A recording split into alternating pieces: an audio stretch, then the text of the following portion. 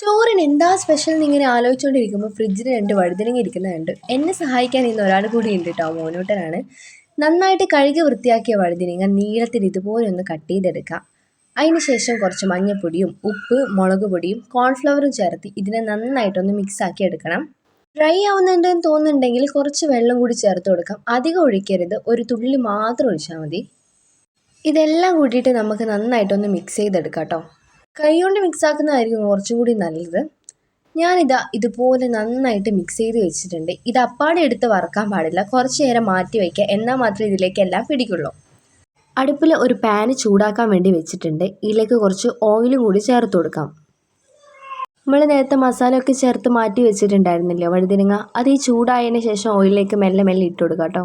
Video എടുക്കുന്നതുകൊണ്ട് മാത്രം എന്നെ help ചെയ്യാൻ വേണ്ടിയിട്ട് അമ്മയും വന്നിട്ടുണ്ടായിരുന്നു. കയ്യിലുള്ള എല്ലാം ആഗ്നേറ്റ് ചെയ്ത് വെച്ച വഴുതനങ്ങ മൊത്തം ഇതിലേക്ക് ഞാൻ ഇട്ട് കൊടുത്തിട്ടുണ്ട്. ഇതുപോലെ നന്നായിട്ടൊന്ന് മൊരിച്ചെടുക്കാം. വേണമെങ്കിൽ കുറച്ച് കറിവേപ്പിലയും രുചി കൂട്ടാൻ വെളുത്തുള്ളിയും കൂടിയിട്ട് ചതച്ചിട്ട് ഇട്ട് കൊടുക്കാം, കുറച്ചും കൂടി ടേസ്റ്റ് കൂടും. ശ്രദ്ധിക്കേണ്ട ഒരു കാര്യം എന്താണെന്ന് പറഞ്ഞാൽ ഹൈ ഫ്ലെയിമിൽ ഇടാൻ പാടില്ല, ഒരു മീഡിയം ടു ലോയിൽ ഇട്ടാൽ മതി. നല്ല ചൂട് ചോറിൽ ബീഫിൻ്റെ ഫ്രൈയും പൊട്ടിക്കയും ചെമ്മീൻ്റെ കറിയും നമ്മുടെ സ്പെഷ്യൽ വഴുതനങ്ങ ഫ്രൈയും കൂടി ഇട്ടിട്ട് ഇന്നത്തെ ചോറിൻ്റെ ഊണ് ഉഷാറാക്കാണ്. എല്ലാവരും വീട്ടിൽ ട്രൈ ചെയ്തിട്ട് എങ്ങനെയുണ്ടെന്ന് പറയാട്ടോ.